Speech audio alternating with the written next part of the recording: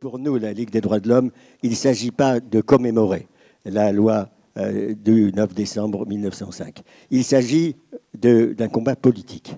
Il s'agit d'un combat politique que nous articulons sur une période longue. Fin des années 90, nous publions dans une résolution de congrès qui s'appelle « Islam et laïcité ». Et fin des années 90, nous savons que quelque chose qui relève d'un dévoiement de la laïcité va se produire.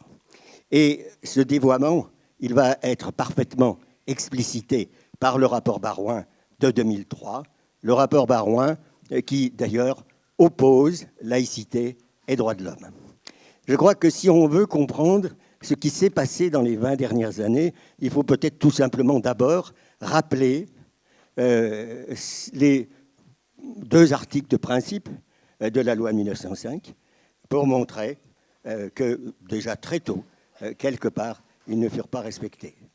L'article 1, vous l'avez tous en tête, l'article 1, vous l'avez tous en tête, pose la liberté de conscience et la liberté de culte.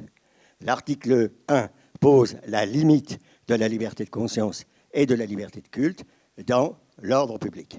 Et cet ordre public se développe dans les articles de la police des cultes. Et à ce titre, il faut assister, et LP et nous sommes très militants là-dessus, il faut assister sur l'article 28, interdisant d'apposer des signes religieux sur les bâtiments publics.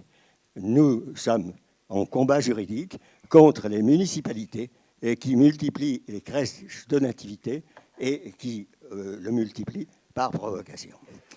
Je veux dire, sur les 30 ans, qu'est-ce qui se passe? Sur les 30 ans, il y a 3 bascules. La première bascule concerne la neutralité. La deuxième bascule concerne l'ordre public qui se transforme, qui devient un ordre public immatériel. Et ça va vous donner la loi de 2021, c'est-à-dire la réduction de la laïcité à une valeur, oublie qu'elle est un principe, et puis transformation de la neutralité, je disais transformation de l'ordre public, la transformation de la neutralité. Si on affuble aujourd'hui d'adjectifs multiples et contradictoires la laïcité, c'est qu'elle se trouve de plus en plus vidée de son sens. La laïcité est confondue avec neutralité, la neutralité n'étant qu'un outil. La laïcité est confondue dans le discours public avec neutralité, et la neutralité de l'État, ce qui est fondé par l'article 2 sur le principe de séparation, la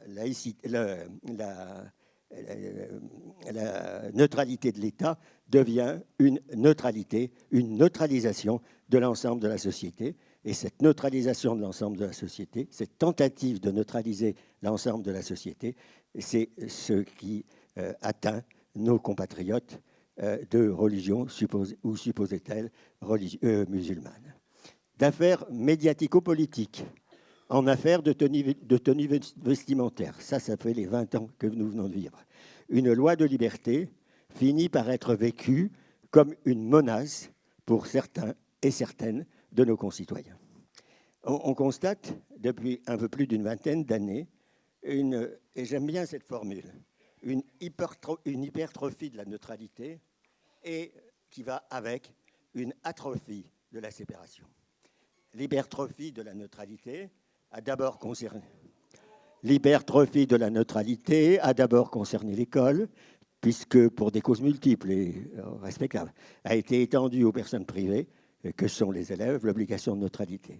Successivement, la neutralité a été étendue au travail, aux entreprises privées. Je renvoie à l'affaire Babilou et suivante. Et à l'espace public, loi de 2010. L'atrophie du régime de séparation est portée aujourd'hui par une logique où d'un côté l'État assouplit le principe de non-financement des cultes et de l'autre accroît la surveillance des cultes. Cette atrophie de la séparation a commencé très tôt. Cette atrophie, on peut considérer la loi Debré comme une atrophie de la séparation, et elle vient très tôt. Mais on peut aussi considérer que cette atrophie de la séparation est lisible quand, par exemple, l'article 28 n'est pas respecté dans un certain nombre de communes. Glissant donc des principes juridiques vers la défense d'une morale et de valeurs, la laïcité a été mise au service du contrôle via le contrat d'engagement républicain, CER, contrôle de la vie démocratique, contrôle des associations.